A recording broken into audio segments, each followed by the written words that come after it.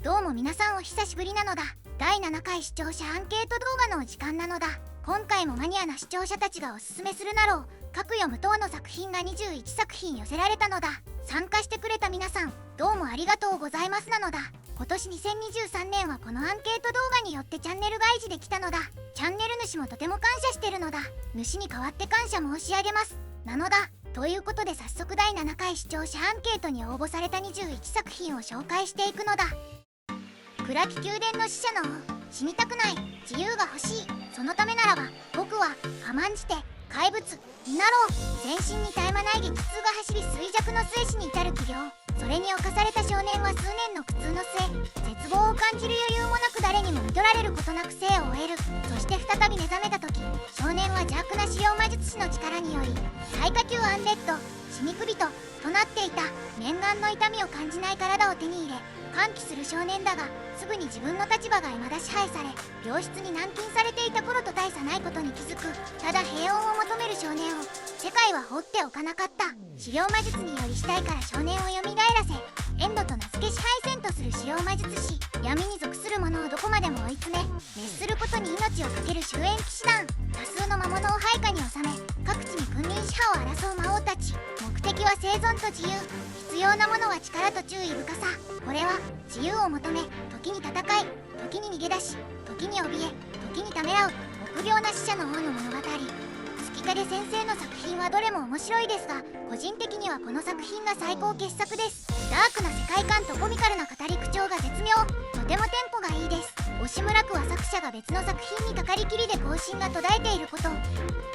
覇王になってから異世界に来てしまったエディットしたゲームキャラたちと異世界を蹂躙する我覇王、ソード&レギオンズというゲームがある。戦略シミュレーション&RPG といったジャンルで戦記物ゲームだ。俺はこのゲームにドハマりしてここ数年はこのゲームしかやっていなかったと思う。そして今日も日課であるレギオンズを始めた俺はもはや何十周目かになる周回プレイを始めようとして次の瞬間玉座に座り鎧を着ていた。怖い、焦りまくる俺だったが自分がいる場所がレギオンズの拠点である城ということに気づく。ゲームの世界に来てしまった。いやいやそんなバカな。玉座の間で絶叫する俺、玉座の間に飛び込んでくる人物、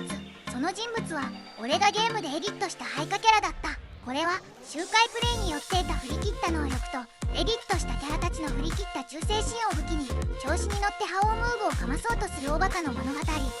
始まりはオバロっぽいけど邪悪さはなく爽快なストーリーが良いです。異世界メイドの三つ星グルメ、現代ご飯作ったら王宮で大バズりしました。マックもすき家もラーメン二郎もない世界に生まれ変わった食いしん坊の少女シャーリー。ないなら自分で作るっきゃない。当料理に奮闘するもある日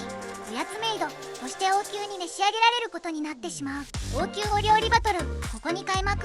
食べるの大好き女性主人公が不便な転生先の異世界で現代日本の食生活を再現しようと奮闘する中で両親や同僚果ては王族をも巻き込んでいく成り上がり劇が痛快。グルメ系作品が好きなら読んで損はないと思う。テレポーター中条聖也は魔法とは無縁の一般家庭で生まれた。しかしある日原因不明の病で倒れた彼はその体に膨大な魔力を宿していることが判明し両親に捨てられてしまう。そこに現れた一人の女性はこう言った。私の弟子になりなさいと。それが彼の人生の転機、自らを救ってくれた女性を師として仰ぎ魔法使いとして生きる道を選んだ中条聖也。呪文詠唱ができないというハンデを抱えながらも魔法使いとして生きる道を選んだ彼は、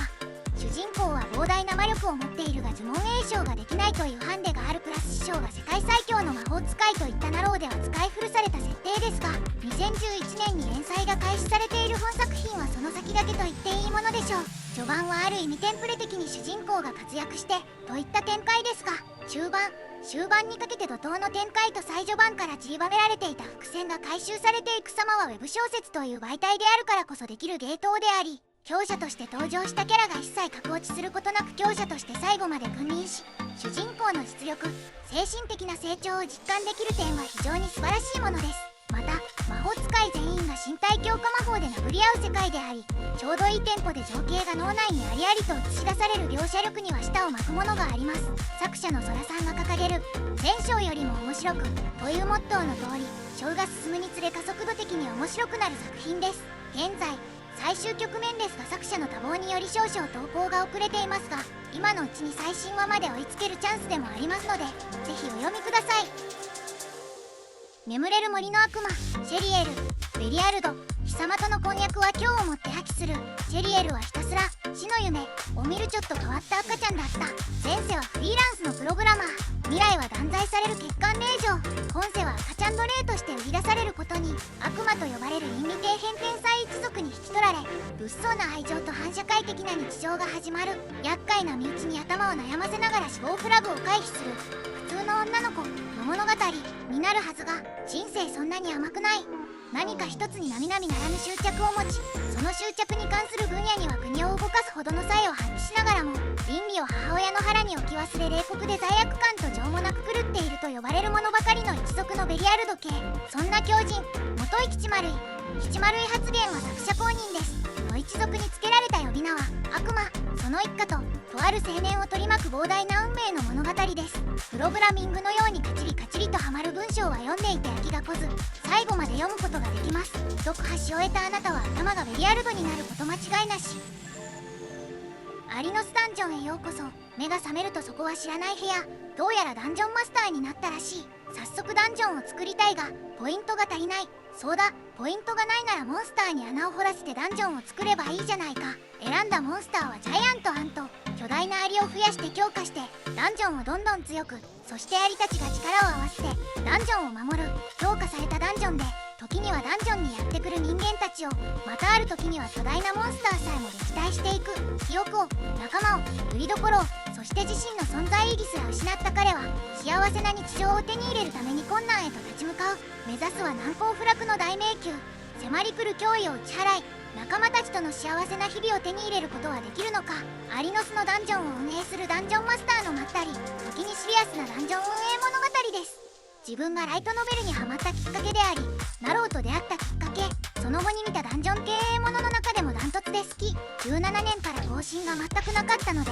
もう見えないのかと思っていたところ、今年にリメイク版が書かれ始めて大歓喜です。不老のダンジョンマスターへとなってしまった主人公がアリ島を率いて侵入者を撃退し、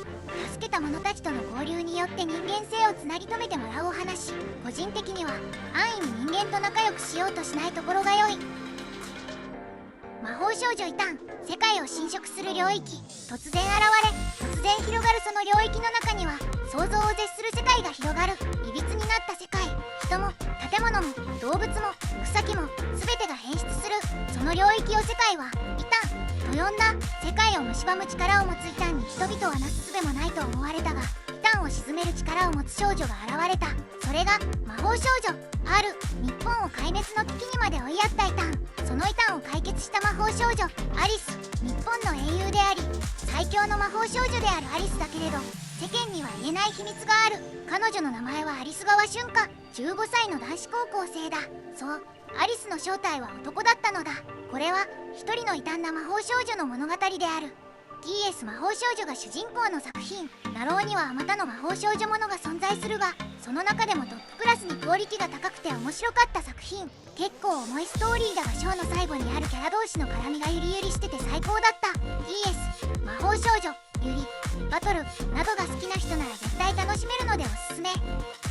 乙女ゲームのヒロインで最強サバイバル。これは乙女ゲームというシナリオを歪ませる物語です。孤児の少女アリシアは自分の体を奪ってヒロインになり変わろうとする女に襲われ、その時に得た断片的な知識からこの世界が剣と魔法の世界、乙女ゲームの舞台であることを知る。得られた知識で真実を知った幼いアーリッシャは乙女ゲームをくだらないと切り捨て、ヒロインの運命から逃れるために孤児院を逃げ出した。自分の命を狙う悪役令嬢。現れる偽のヒロインアーリッシャは生き抜くために得られた断片的な知識をもとに自己を鍛え上げ、盗賊ギルドや暗殺者ギルドからも恐れられる最強の暗殺者へと成長していく。タイトルに乙女ゲームと入っているが、内容は恋愛要素は一切ない。殺伐とした世界を生き残るために強くなっていく主人公を描いたバトルもの。主人公の倫理観が薄くサクサク人が死んでいく。戦闘描写のクオリティが高いので読み応えもある。バトルユリが好きな人なら多分ハマるから読んでほしい。本編は完結しており外伝は連載中。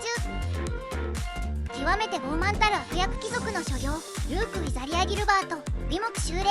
高貴な家柄、そして天より授かりし圧倒的才能。天と魔法両方の際に恵まれた正しく怪物。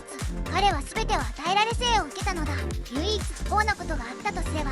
周りに誰一人として彼の自尊心をへし折ってくれる存在がいなかったこと。故に自らの才能に溺れてしまうのも必然だった。それで自分より格下だと思い込んでいた主人公に打ちのめされる。これまで傲慢不遜の極みだった天才の心はあまりにもろかった。主人公に負けたことから立ち直れず実家に引きこもってしまうんだ。そう、つまりルークというキャラは読者をスカッとさせるためだけに存在していることを俺は知っている。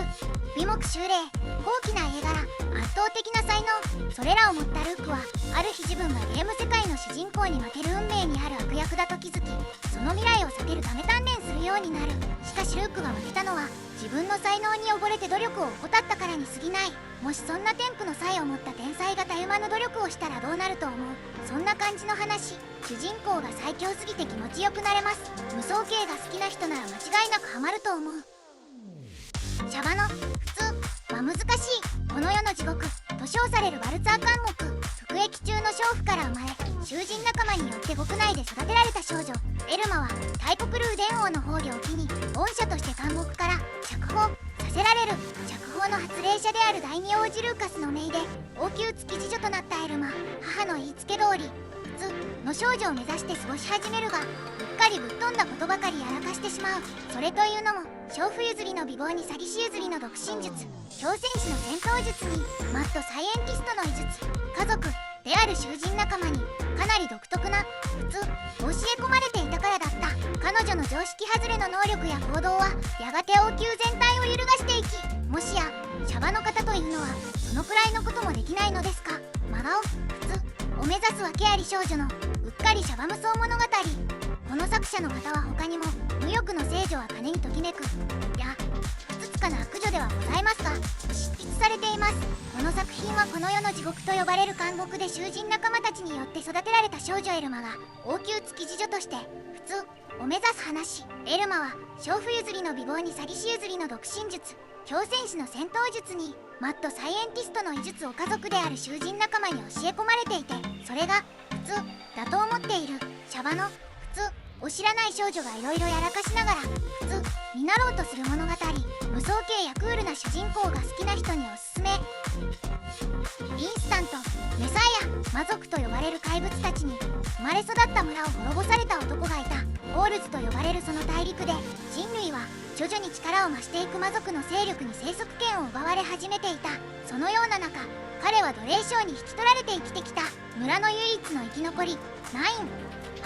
恨みなどもう忘れたのだと、そんな風に見せかけて底抜けの憎悪と愛情を世界に叩きつけるお話。自分の大事なものを全て奪った魔族の下僕となり、彼女たちを命がけの愛情と狂気で侵食する物語。ダークファンタジー小説です。主人公は村に住む人間を殺した魔族に対して復讐をするために悪魔に魂を売ったのですが、その中でもどうしても溢れ出てくる人間性がとても好きです。時間があれば読んでみてください。自分は読んでよかったと思いました。今ひとたびの夢を死んだなと強烈な頭の痛みとともに倒れた彼はそう思った。未練はあったが、かといって惜しむような命でもなかった。家族とは中学生の時に死別し、祖父母の家へと引き取られ、名前も変わり、気づけば50年ちょっと伴侶に恵まれたこともなく孤独な最後を迎えた彼は馬になっていた。事態が飲み込めない彼の前に死んだはずの両親がいて、かつて住んでいた実家は家畜ではなく馬を育てていて、彼は前世できなかったことを果たすために競走馬としての道を歩むことを決意する。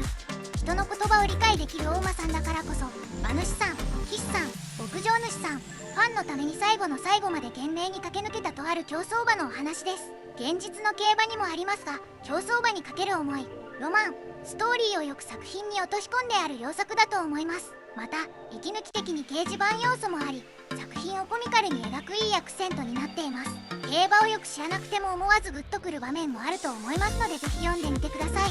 TS 衛星兵さんの成り上がり、 TS した FPS 廃人が異世界ファンタジーな戦争に巻き込まれる話です。残念ながらチートとかはもらえなかったので、総評としてコツコツ努力していきます。近代残光戦×魔法の戦記連載中、書籍化コミカライズもされています。題名に TS とありますが TS 要素は薄めです。この作品でまず外せないのが3号線の要素。現実世界の第一次世界大戦あたりの技術力と倫理観を持った異世界が舞台となっています。たかだか十数メートル国境線を伸ばすために無数の人間が使い潰され、鉛玉と榴弾を浴びて苦しみながら死んでいく、そんな悲惨な戦場が転生者で衛生兵である通りの目線でありありと描かれています。時代の波に飲まれ地獄を生き抜く中でどんどん精神を蝕まれていく通り、地獄を抜けてもさらなる地獄が現れる救いのない世界で、数少ない光である戦友も先輩も愛する人も自悪たのように死んでいく完全な鬱作品です。しかしだからこそ時折通りが残酷な世界に牙を向くその姿にやむを得ないカタルシスを感じるのです。あまりに辛く苦しいストーリーに目を背けたくなりますが、ぜひ逃げずに読み進めてほしい。いつからか気づけば通りの行く末が気になり読む手が止まらなくなるはずですから。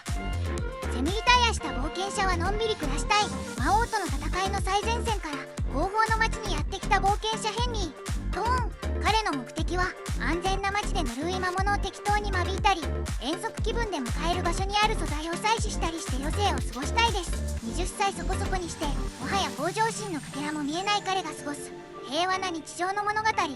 たらいいですね。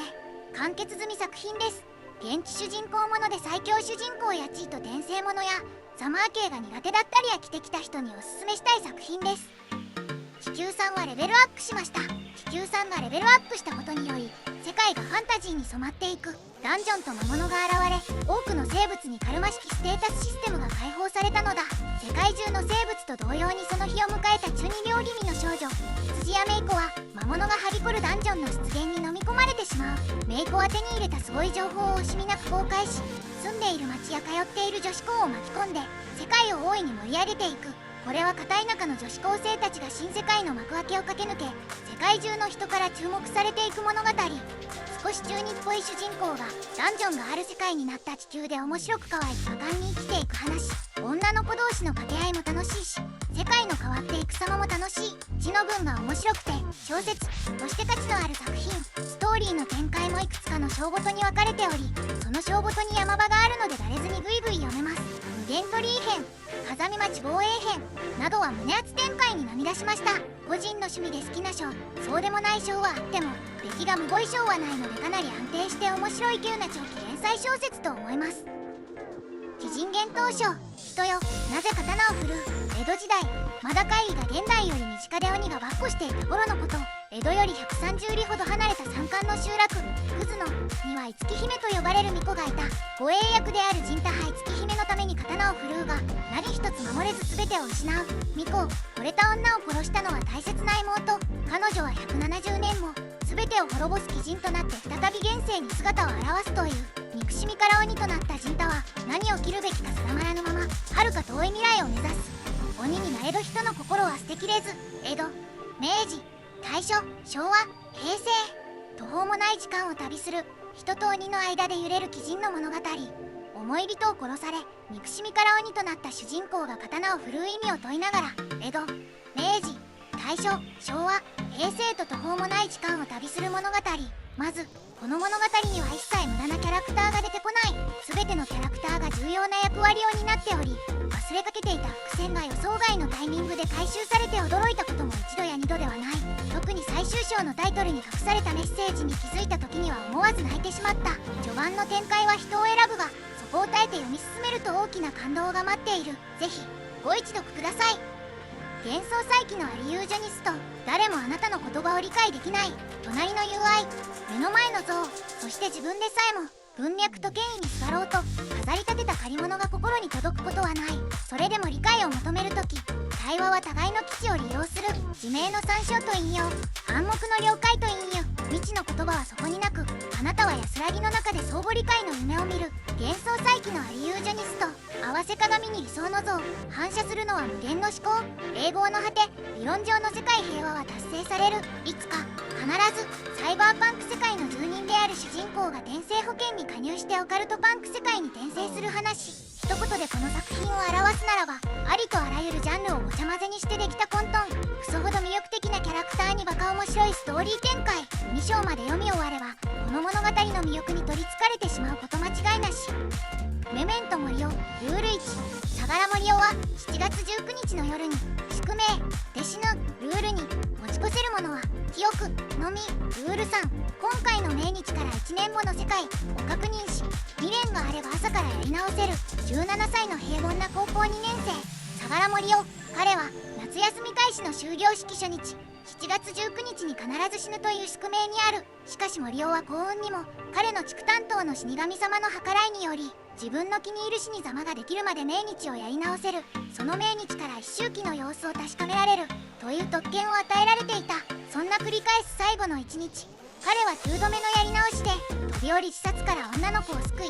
命を落とすという事件に出くわしたのをきっかけに、自分が過去に埋めていたタイムカプセルを掘り起こすことになる。それを叶えた10度目の命日、森生は自分が小学生の頃同級生の久めめめという少女に初恋をしていたことを思い出し、相良森生最後の未練を解消する。命日を股にかける旅が幕を開ける。悪友とバカをやり妹にはった倒され、数々のトラブルに巻き込まれながら走れ、するしろ、やりきれ、森生、死を思え、いざ目指すは悔いなき最高の命日。ハッピーエンドループものです。話は主人公が死ぬ運命を受け入れてる状態から始まります。シリアスな展開もありますが、ギャグに富んだセリフで暗くならずに読めます。ゴルダナ帝国水防機ハーレムは諦めてください。こちらの作品はちょっと YouTube くんに怒られてしまいそうなので動画上で具体的に触れられないのだ。過去にこのぐらいのラインで警告が来たことがあって正直ビビってるのだ。いつも通り概要欄にあるブログ記事にはまとめてあるのでそこからチェックしてほしいのだ。応募してくれた人もすまんなのだ。動画では作品名と著者名のみの紹介とさせていただきますなのだ。隠れ転生、今年の仕事をやり終えて一人寂しく年末を迎えるはずだったのに、気づけばなぜか赤ん坊に。原因もよくわからぬまま仕方なく始まった田舎暮らし。土で手を汚し汗で服を脱いだし、奔放な幼なじみたちに振り回されて心で叫ぶ毎日。しかしこれがなかなか楽しくて、終わればスローライフだったのに徐々に明かされるファンタジー要素が俺の生活を侵していく。ナロー系テンプレという筋立てだがなんかちょっと違う。まず主人公が村人 A に満足してて全く冒険とかする気なし。だけど一緒に育てた幼なじみ6人はそうじゃなかった。しかも徐々に明らかになっていくが、この幼なじみたちは普通じゃなかった。いわゆる地位と持ち、それ以上の地位と持ちの主人公は引きずられるように巻き込まれていきます。そして広がっていく世界と謎、国家間の戦争や伝説の武器、それに選ばれし聖剣の少女騎士との出会い。中でも仕留めの幼なじみヒロインがいい味出してます。この作者さんは他の作品ナローでは私の重木めんどくさがりともそうですが、主人公の性格がなんというか一見普通でもなんかおかしいって感じでハマる人にはハマります。輪廻転生って信じる美しい容姿を持って生まれた主人公は、それが原因で変質的なストーカーに付け狙われ女性にとって最悪な部類に入る非業の死を遂げる。そうして己の人生を呪った彼女は何の因果か異なる世界で貴族の令嬢として2度目の生を受けることになるのだった。魔法という技術によって立つ世界は前世で流行っていたとある漫画作品の舞台に酷似していて、どうやら自分はその原作の登場人物の一人になってしまったらしい。いかなる強運を引いたのか、今世の自分は原作でゲスとまで呼ばれた神聖の悪役キャラであった。悪役として絶命不可避な物語を変えるべく彼女は一人理不尽極まる運命への反抗を決意する。問題はそう肝心の原作知識がとってもうろ覚えであることだ。主人公は女性、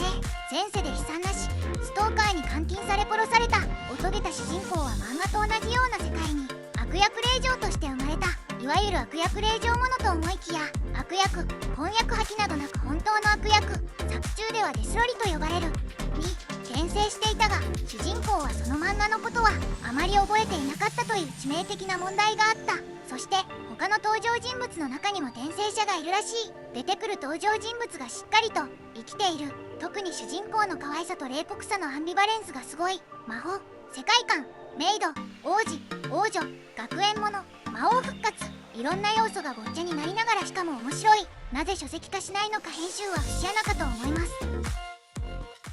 ということで第7回視聴者アンケートに応募された21作品の紹介が終わったのだ。応募してくれた視聴者の皆さんありがとうございましたなのだ。そしてこの動画を見ている皆さん、ぜひ気になる内容の作品があったら実際に読んでみてほしいのだ。そして次回第8回視聴者アンケートの募集も開始するのだ。応募方法についてはこの動画の概要欄かコミュニティ欄、あるいは第6回視聴者アンケート動画あたりを確認するのだ。そしていつも通りこの動画のコメ欄かコミュニティ欄へよろしくお願いしますなのだ。それではまた次回会おうなのだ。